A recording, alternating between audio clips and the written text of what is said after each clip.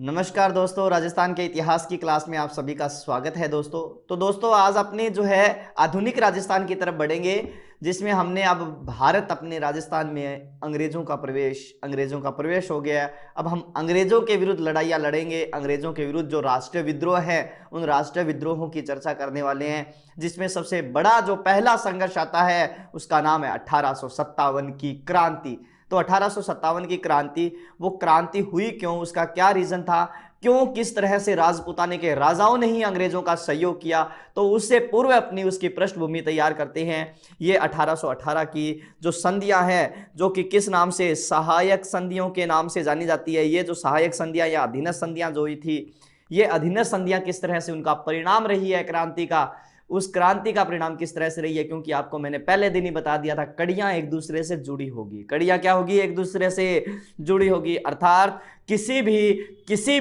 क्षेत्र का, किसी भी क्षेत्र के इतिहास का अगर वो परिणाम होगा तो वह दूसरे किसी न किसी तरह के युद्ध का कह सकते हो, या दूसरे किसी न किसी क्षेत्र के जो है संघर्ष का कारण अवश्य बनेगी। तो जिस संघर्ष का परिणाम वह किसी अन्य संघर्ष का कारण अवश्य बनेगा। तो ये क्रांति का जो परिणाम हुआ, संधियों का जो परिणाम हुआ, वह क्रांति का कारण किस तरह से बनेगी, हम उसकी चर्चा करने वाले हैं। हम उसकी क्या करने वाले हैं?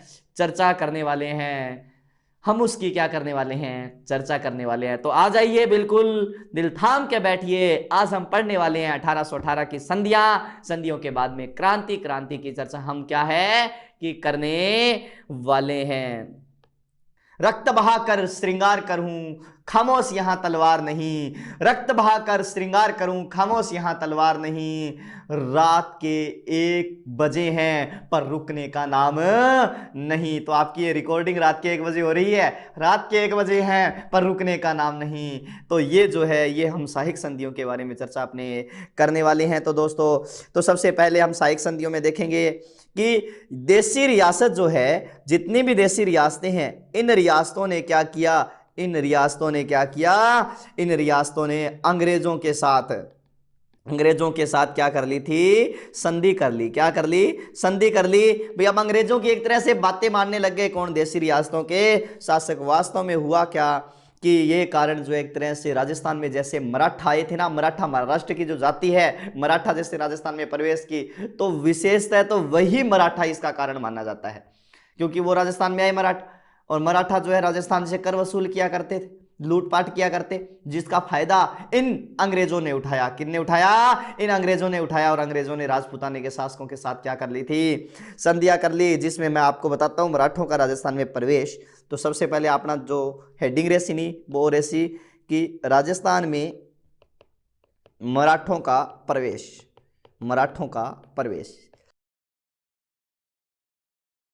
राजस्थान में मराठों का प्रवेश क्यों हुआ, कैसे हुआ? तो इसमें लिए हमें बूंदी के उत्तराधिकारी संघर्ष को पढ़ना पड़ेगा। बूंदी के उत्तराधिकारी विवाद को पढ़ना पड़ेगा। बूंदी का उत्तराधिकारी जो विवाद है वो क्या था कि उस समय आमेर जो है, आमेर मतलब जयपुर का शासक था, जिसका नाम क्या था? सवाई जयसिंह। क्या नाम है? सवाई जयसिंह है। सवाई जयसिंह की बहन थी, जिसका नाम था कृष्णा देवी। इस बहन का क्या नाम था? कृष्णा देवी। क्या नाम है? कृष्णा देवी। और इस कृष्णा देवी का जो विवाह है, हुआ था, वो विवाह किससे हुआ था? तो बूंदी के राजा, बूंदी शासक बुद्ध सिंह से हुआ। बूंदी शासक बुद्ध सिंह से हुआ। बूंदी शासक किससे हुआ? बुद्ध सिंह से हुआ। तो यहां हुआ क्या कि अब बूंदी शासक बुद्ध सिंह के कोई पुत्र नहीं है, इसीलिए सवाई जयसिंह क्या करेगा? करवर के जागीरदार जालिम सिंह के पुत्र, जालिम सिंह नहीं है, ये सालिम सिंह है। क्या नाम है? सालिम सिंह। किसके? सालिम सिंह के पुत्र दलेल सिंह को, किसको? दलेल सिंह को उत्तराधिकारी बनाना चाहता है।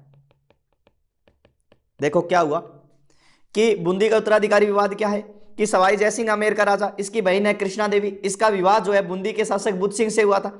बुध सिंह से कोई पुत्र नहीं है, इसीलिए इसका उत्तराधिकारी बनाना किसे, सवाई जय सिंह करवर के जागीरदार जो है सालिम सिंह के पुत्र दलेल सिंह को इसका क्या बनाना जाता है, उत्तराधिकारी बनाया जाता है।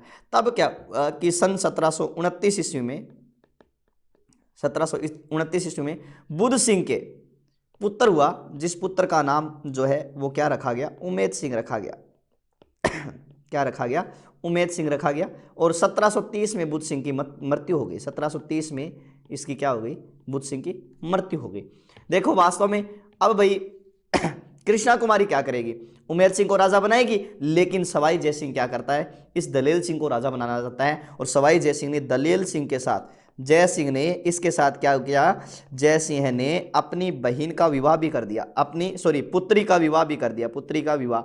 तो अब पलड़ो भारी किंग हो गयो, पुत्री हो गयो। बहन से ज्यादा जो है पलड़ा भारी किसका है, पुत्री का है। तो इस तरह से जो है अब सवाई जय सिंह क्या करेगा, किसको राजा बनाना चाहेगा, दलेल सिंह को। लेकिन इधर जो है कृष्णा देवी जो है वो किसको राजा बनाना चाहती है, उमेद सिंह को राजा बनाना चाहती है। तो ऐसा हुआ क्या, तब इसने जो रानी थी जिसका नाम क्या था, कृष्णा देवी, क्या नाम है, कृष्णा देवी। कृष्णा देवी ने किसको, मराठों को बुलाया, मराठों को राजस्थान बुलाया। राजस्थान मतलब कहां, बूंदी बुलाया।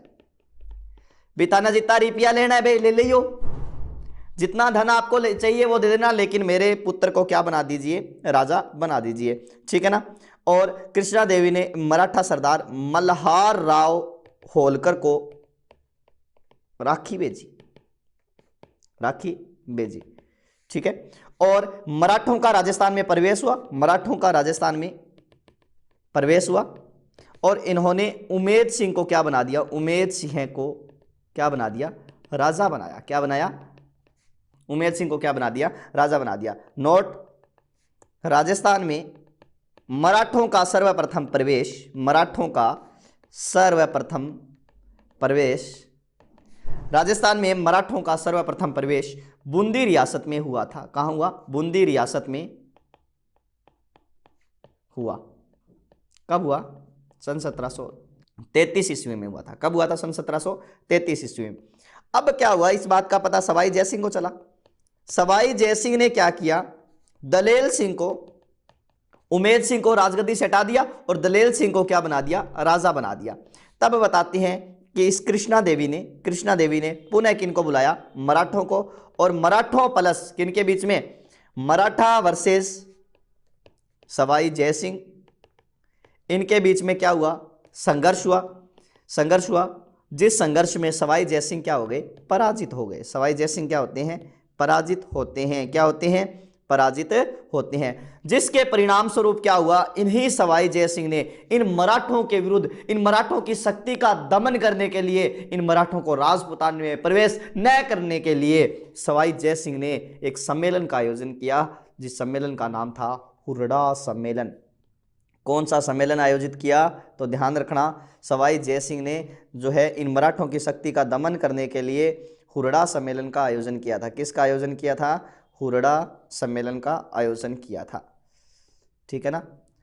सवाई जय सिंह ने इन मराठों की शक्ति का दमन करने के लिए हुरडा सम्मेलन का आयोजन किया। हुरडा नामक स्थान भीलवाड़ा में पड़ता है और ये जो है कौन सी रियासत में आता था, मेवाड़ में। तो हुरडा सम्मेलन का, हुरडा नामक स्थान पर एक सम्मेलन का आयोजन किया, जिसमें राजपुताने के सभी राजाओं को निमंत्रण भेजा गया कि आप आइए, पधारिए और हम सभी मिलकर एक इन मराठों के विरुद्ध रणनीति तैयार करते हैं कि इन मराठों को कैसे राजस्थान की धरती से खदेड़ना है। क्या करना है, खदेड़ना है। तो 17 जुलाई 1734 ईस्वी को जो है हुरडा सम्मेलन का क्या किया गया, आयोजन किया गया। और इसके अध्यक्ष पद हेतु मेवाड़ शासक संग्राम सिंह सेकंड को चुना गया, संग्राम सिंह द्वितीय को चुना गया,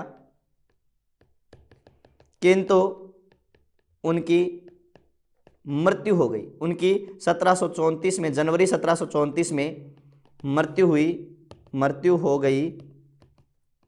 अब इस सम्मेलन की अध्यक्षता मेवाड़ शासक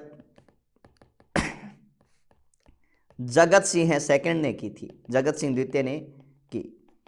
मेवाड़ शासक जगत सिंह द्वितीय ने इस सम्मेलन की क्या की थी, अब अध्यक्षता की थी। कौन से सम्मेलन की, हुरड़ा सम्मेलन की, ठीक है ना। मतलब इसका उद्देश्य जो क्या था, उद्देश्य यही था कि मराठों के विरुद्ध, किन के विरुद्ध है, मराठों के विरुद्ध शक्तिशाली संघ का निर्माण करना, विरुद्ध शक्तिशाली संघ का निर्माण करना,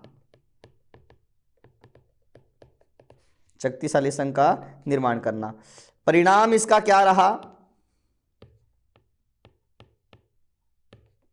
परिणाम इसका क्या रहा, परिणाम इसका रहा कि भिन्न भिन्न मतों के कारण, भिन्न भिन्न मतों के कारण राजपूताने में जितने भी राजा है, बन क्यों यहाँ कौन करनो, यहाँ करनो है, बन क्यों यहाँ कौन करनो, यहाँ करनो है, तो यहाँ कर गए, भिन्न भिन्न मत हो गया। और इन भिन्न भिन्न मतों के कारण यह सम्मेलन क्या रहा, असफल रहा। क्या रहा है ये सम्मेलन, असफल रहा। इसका परिणाम ये रहा।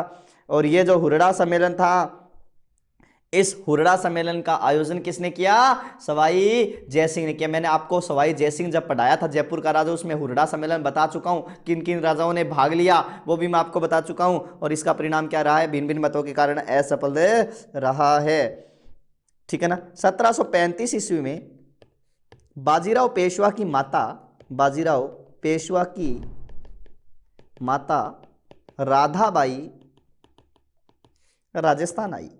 कहाँ आई थी, राजस्थान आई, ठीक है ना। वह एक तो श्रीनाथ जी गई थी, श्रीनाथ जी कहाँ है, राजसमंद में। और दूसरी ये कहाँ गई थी, गढ़ता जी गई थी। और गढ़ता जी कहाँ है, जयपुर में है। ये जो है यहाँ दर्शन करने के लिए गई थी, ठीक है ना। और इसके बाद में जो है 1736 ईस्वी में, कब, 1736 ईस्वी में जयसिंह पर, जयसिंह के निमंत्रण पर बाजीराव प्रथम भी कहाँ आए थे, उदयपुर आए थे। कहाँ आए, उदयपुर आए थे। कहाँ आए थे, उदयपुर। और जयसिंह वर्सेस पेशवा की मुलाकात, पेशवा की मुलाकात, बाजीराव पेशवा है, बाजीराव पेशवा की मुलाकात जो है 1736 में ही, 1736 की बात है, 1736 ईस्वी में भमोल नामक स्थान है, कहाँ है, अजमेर, अजमेर में हुई थी। और वहीं पर जयसिंह ने चौथ देना स्वीकार किया। चौथ देना क्या किया, स्वीकार किया। चौथ मतलब ये क्या है कि आय का चौथा हिस्सा लिया करते थे। चौथ और सरदेशमुखी दो नाम के कर थे, जो कर मराठा जो है, जो अन्य जनता, अन्य लोगों से क्या किया करते, वसूल किया करते। ऐसे ही जयपुर के उत्तराधिकारी संघर्ष में से मराठों का प्रवेश हुआ। किसका, जयपुर का उत्तराधिकारी संघर्ष, यही मराठों के प्रवेश का कारण माना जाता है, जयपुर का उत्तराधिकारी संघर्ष, ठीक है ना।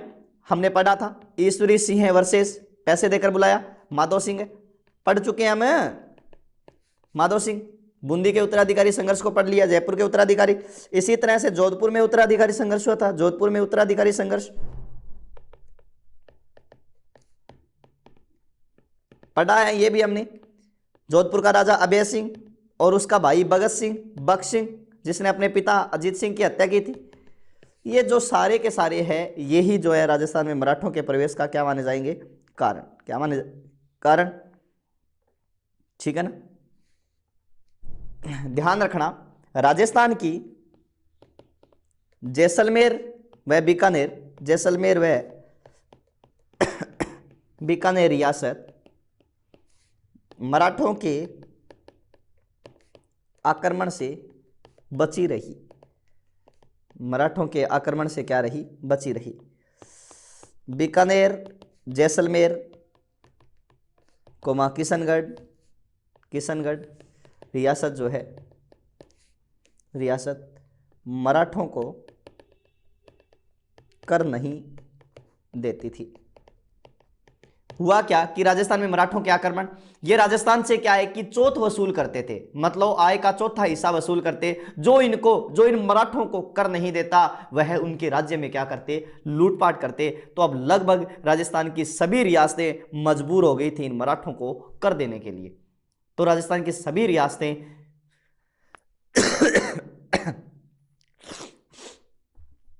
मराठों को कर देने के लिए मजबूर हो गई, जिसका कारण क्या हुआ कि इसका फायदा किसने उठाया? उन जल्लाद अंग्रेजों ने। किसने उठाया? उन्हें अंग्रेजों ने। और अंग्रेजों ने राजपुताने के शासकों के सामने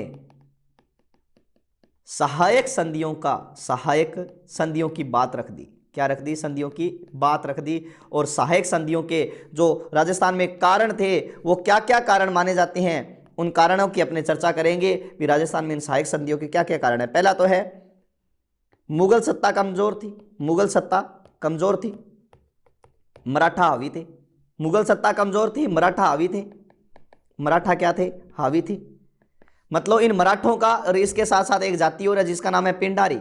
इन पिंडारियों के आक्रमण प्लस इनके द्वारा की जाने वाली लूटपाट का क्या था? प्रभाव था। ठीक है ना, यही कारण है। और धीरे धीरे आपको पता है अंग्रेजों की सत्ता का विस्तार भी होने लगा। सत्ता का क्या होने लगा? अंग्रेजों की सत्ता का विस्तार होने लगा। अंग्रेजों की सत्ता के साथ साथ राजपूत शासकों में प्रतिद्वंद्वित्व की भावना पैदा हुई। प्रतिद्वंद्वित्व की भावना पैदा हुई भी, आपस में लड़ो। और इसके अलावा लॉर्ड हेस्टिंग्स ने विस्तारवादी नीति का क्या किया? अनुसरण किया। विस्तारवादी नीति का अनुसरण किया। किसने? लॉर्ड हेस्टिंग्स ने। इतने सारे जो है वो सहायक संधियों के कारण माने जाते हैं। भी मराठों की सत्ता, मुगल सत्ता कमजोर है, लेकिन मराठों की सत्ता इन पर क्या है? हावी है, जो कि इन सहायक संधियों का क्या मानी जाती है? एक तरह से कारण मानी जाती है। क्या मानी जाती है? कारण। अब है सहायक संधियां, मतलब इसमें जो है कंपनी की, सहायक संधियों के लिए कंपनी की शर्तें जो है वो शर्तें क्या थी? भाई ईस्ट इंडिया कंपनी के साथ संधि की है, ईस्ट इंडिया कंपनी के साथ संधि की है, या इस ईस्ट इंडिया कंपनी की जो है शर्तें क्या थी? जिसमें पहली शर्त आता है कंपनी प्लस राज्यों के बीच मित्रता। ठीक है ना, बी थे माराबेली मैं थराबेली। अफसरी में अपने क्या है? मित्र। थारा दुश्मन मेरा दुश्मन थारा दुश्मन। आपके मुसीबत आई तो हम काम आएंगे, हमारे मुसीबत आई तो आप काम आओगे। यही सहायक संधियों की शर्तें थी। क्या थी? शर्तें थी। मतलब राज्य का शत्रु, कोई भी राज्य है उसका शत्रु कंपनी का शत्रु माना जाएगा। किसी भी राज्य का शत्रु है वो कंपनी का शत्रु माना जाएगा। ठीक है ना। भी अंग्रेजों ने फायदा उठाया भी आ कैदियों का जितो करते मराठन दो नहीं बीतो मानदे दियो, बदला में था सहायता करशा, हेल्प करशा, मदद करशा। इतनी सी तो बात थी।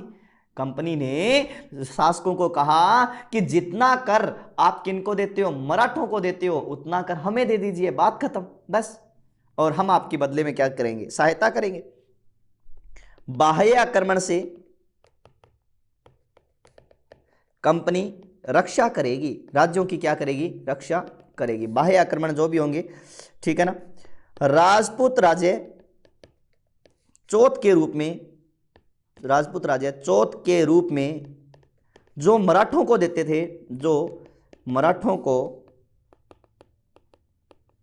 थे, अब वह खिराज के रूप में जो राज्य का कितना होगा? राज्य का आय का 1/3 खिराज के रूप में कंपनी को देंगे। ठीक है ना। तथा बीकानेर, किशनगढ़, जैसलमेर, अलवर खिराज मुक्त रहेंगे। मतलब कोई बीच में जो आवाज उठा तो भी मैं तो कौन दिया नहीं है, तब अंग्रेज आगे कहता कोई नहीं थी ना दियो पर चुपचाप बैठे रहो, नहीं देना आप कर पर चुपचाप बैठे रहो, बस कोई नहीं थारो एक आधा माफ कर देंगे। तो ये बातें जो है इसमें आएगी। ठीक है ना। इसके अलावा कंपनी की अनुमति के बिना किसी दूसरे राज्य से युद्ध अथवा संधि नहीं की जाएगी। किसी दूसरे राज्य से संधि नहीं की जाएगी। राज्य कंपनी को आवश्यकता पड़ने पर सैनिक सहायता देंगे, लेकिन व्यय राज्य उठाएगा। ठीक है ना। इसके अलावा कंपनी राज्य के आंतरिक मामलों में हस्तक्षेप नहीं करेगी। कंपनी राज्य के आंतरिक मामलों में हस्तक्षेप नहीं करेगी। कंपनी राज्य के आंतरिक मामलों में हस्तक्षेप नहीं करेगी। ठीक है ना। राजा की राजधानी में एक अंग्रेज पॉलिटिकल एजेंट की नियुक्ति होगी, जिसका व्यय राज्य उठाएगा।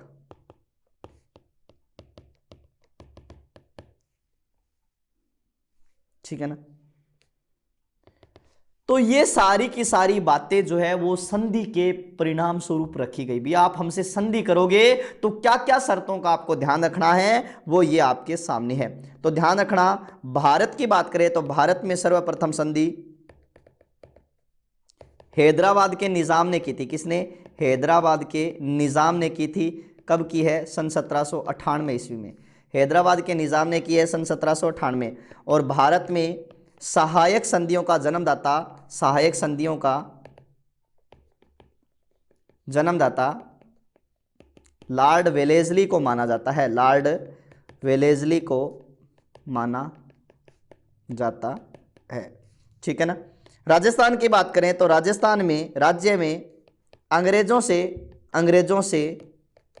प्रथम मैत्री संधि, ठीक है ना। यह सहायक संधि है, वो मैत्री संधि थी। प्रथम मैत्री संधि 29 सितंबर 1803 ईस्वी को भरतपुर शासक रणजीत सिंह ने की थी। किसने की? रणजीत सिंह ने की थी। भरतपुर के राजा रणजीत सिंह ने की थी 29 सितंबर 1803 ईस्वी को। ठीक है ना। राजस्थान की ये जो है ये कौन सी संधि है? प्रथम मैत्री संधि है, मित्रता है, लेकिन ये सहायक संधि है, सहायता करो। राजस्थान की एकमात्र रियासत जिसने रक्षात्मक व आक्रामक संधि की किसने की है? अलवर के शासक बख्तावर सिंह ने। कब की है? ये भी 14 नवंबर 1803 ईस्वी को। 14 नवंबर 1803 ईस्वी को की है। ठीक है ना। ध्यान रखना, मैत्री संधि करने वाली दूसरी रियासत भी कौन सी थी? अलवर थी। ठीक है ना। और इसी बख्तावर सिंह की आपको पता है, बख्तावर सिंह की पासवानी थी जिसका नाम क्या था? मुंशी महारानी, जिसके 80 खंभों की छतरी कहाँ है? अलवर में बनी हुई है। 1818 की संधियां बात करते हैं। अब ये संधियां कौन सी रियासत ने कब संधि की है उसकी चर्चा करते हैं। तो गवर्नर जनरल उस समय कौन है? लॉर्ड हेस्टिंग्स है। 1813 से लेकर 1823 ईस्वी तक रहे थे कौन? Lord Hastings. ठीक है ना। इनके काल में ही राजस्थान में क्या हुई थी? सहायक संधियां हुई थी। और राजस्थान में सहायक संधि करने वाले अंग्रेज अधिकारी मतलब राजस्थान में जो सहायक संधि करने वाले अंग्रेज अधिकारी थे उनमें किसका नाम आता है? सहायक संधि करने वाले राजस्थान में जो अंग्रेज अधिकारी थे उनमें नाम आता है किसका? चार्ल्स मैटकॉप का। चार्ल्स मैटकॉप जो है वो राजस्थान में सहायक संधि करने वाले क्या है? अंग्रेज अधिकारी थे। कौन थे? अंग्रेज अधिकारी थे। ठीक है ना। चार्ल्स मैटकॉप कौन है? चार्ल्स मैटकॉप राजस्थान में अंग्रेज अधिकारी, सहायक संधि करने वाले। राजस्थान में सहायक संधि करने वाली प्रथम रियासत कौन सी थी? करौली। कौन सी है? करौली है, जिसने करौली ने सहायक संधि की है कब की है? 1817 ईस्वी में। देखो ये संधियां 1817 से 23 के बीच में हुई है, लेकिन अधिकतम 1818 में हुई है, इसीलिए इनको 1818 की संधियां कहा जाता है। और उस समय राजा कौन थे? हरबख्श पाल सिंह ने की थी। और राजस्थान में सहायक संधि करने वाली अंतिम रियासत वो कौन सी है? सिरोही है, जिसने 1823 ईस्वी में सिरोही के राजा थे शिव सिंह, जिन्होंने ये क्या की थी? संधियां की थी। सिरोही के राजा, राजस्थान में सहायक संधि करने वाली जो अंतिम रियासत है सिरोही, सिरोही के राजा शिव सिंह ने यह सहायक संधियां की थी। अब अपने आगे की चर्चा करते हैं। तो आपको आपकी मोबाइल स्क्रीन पर राजस्थान का नक्शा दिखाई दे रहा होगा।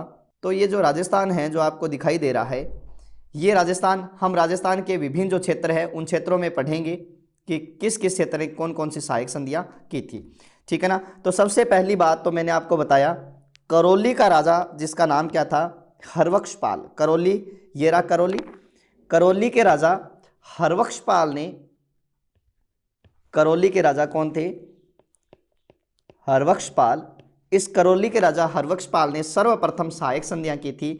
और इन्होंने जो संधि की थी वो 9 नवंबर, कब? 9 नवंबर 1817 ईस्वी को संधि की है। सबसे पहले राजस्थान में संधि करने वाली रियासत जो है वो करौली है, जिसने 9 नवंबर 1817 ईस्वी को क्या की है? संधि की है। किसके साथ है? अंग्रेजों के साथ संधि करने वाली ये क्या है? पहली रियासत है। दूसरी रियासत जिसका नाम है संधि करने वाली, उसका नाम क्या है? टोंक है। क्या नाम है? टोंक है। सबसे पहले करौली के राजा हरबख्श पाल ने, दूसरी रियासत उसका नाम क्या है? टोंक है। टोंक का राजा जिसका नाम था आमिर खां पिंडारी। क्या नाम आता है? आमिर खां पिंडारी।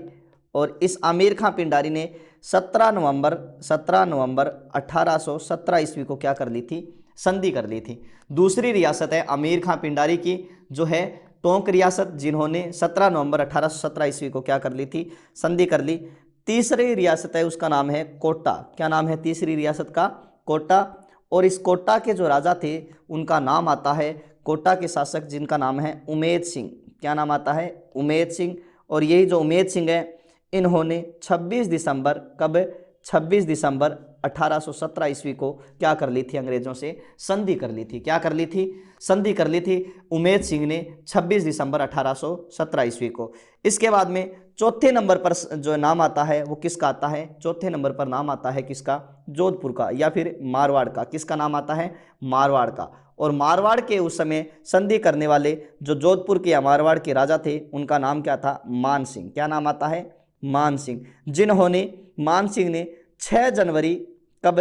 6 जनवरी 1818 ईस्वी को क्या कर ली थी? संधि कर ली थी। 6 जनवरी 1818 ईस्वी को संधि कर ली। किसने? मान सिंह ने, जो कि कहाँ का राजा था? जोधपुर का शासक था। इसके बाद में 5वें नंबर पर जो संधि करने वाली रियासत है उसका नाम क्या है? उदयपुर है। 5वें नंबर पर जिसने संधि की, उस संधि करने वाली रियासत का नाम क्या है? उदयपुर है। और उदयपुर के उस समय जो राजा हुआ करते थे उनका नाम था भीम सिंह। भीम सिंह सिसोदिया या राणा भीम सिंह। ये राणा जो भीम सिंह है, इन्होंने क्या कर ली थी? संधि कर ली है। कब? 13 जनवरी 1818 ईस्वी को। ध्यान रखना, 13 जनवरी 1818 ईस्वी को राणा भीम सिंह ने अंग्रेजों के साथ क्या कर ली थी? सहायक संधियां कर ली। एक बात ध्यान रखना, यही राणा भीम सिंह है जिनके समय में, यही राणा भीम सिंह है जिनके समय में जो है मेवाड़ का नाम उदयपुर पड़ गया था। मेवाड़ का नाम क्या पड़ गया? उदयपुर। अब इनकी राजधानी भी क्या बन गई थी? उदयपुर बन गई थी। इसके बाद में छठे नंबर पर जो सहायक संधि करने वाले हैं, छठे नंबर पर सहायक संधि करने वाले हैं, उनमें नाम आता है बूंदी रियासत का। कौन सी रियासत का? बूंदी रियासत का।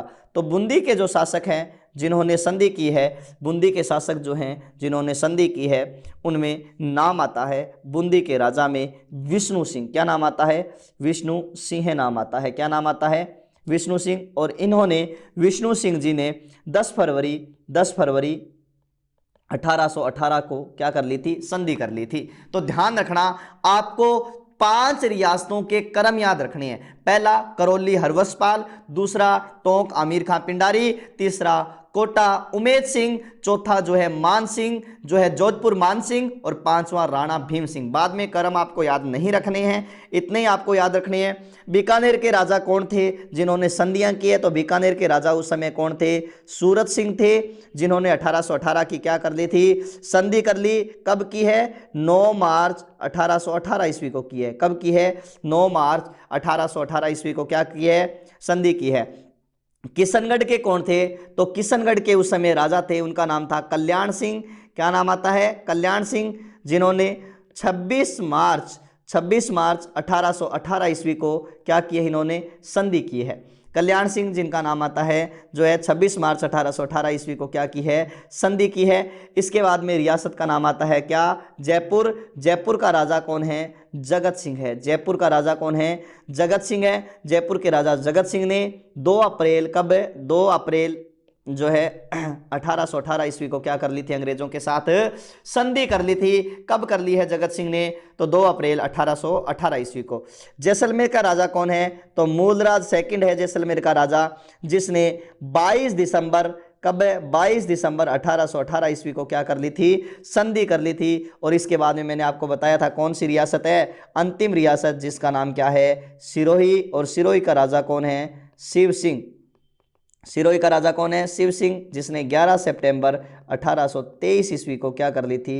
11 सितंबर 1823 ईस्वी को अंग्रेजों के साथ क्या कर ली है? संधि कर ली है। अंग्रेजों के साथ क्या कर ली है? संधि कर ली है। अंग्रेजों के साथ संधि कर ली है। किसने कर ली? अंग्रेजों के साथ संधि, तो इन्होंने कर ली है।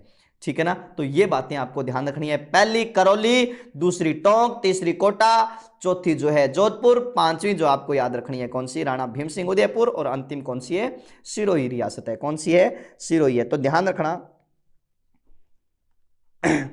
जोधपुर में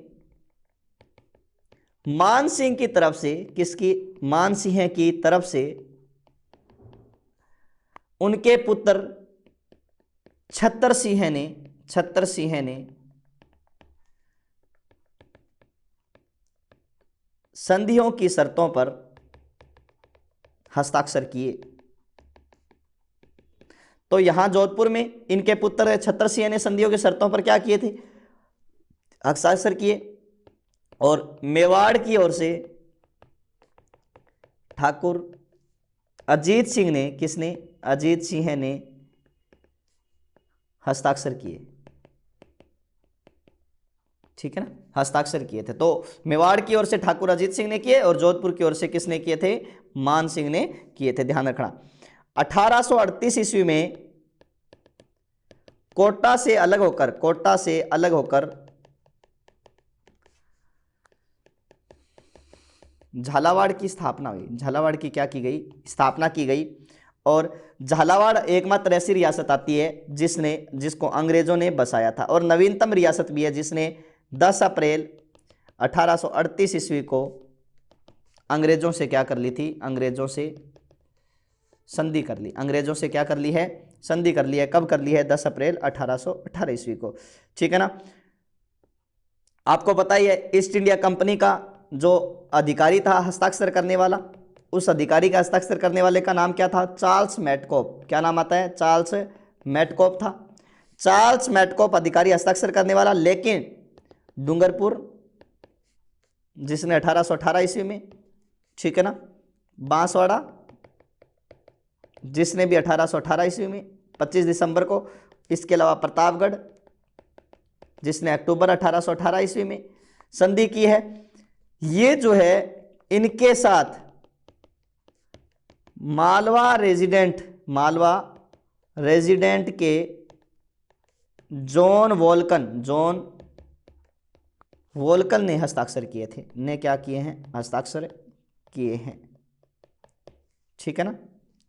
और आपको पता है कि 1832 ईस्वी में राजस्थान में जो है विलियम बेट्टी के द्वारा, किसके द्वारा? 1832 में राजस्थान में विलियम बेट्टी के द्वारा जो है वो कमिश्नरी व्यवस्था प्रारंभ की गई। कौन सी? कमिश्नरी व्यवस्था प्रारंभ की गई, जिसके तहत राजस्थान में राजपूताना रेजिडेंसी की क्या की गई?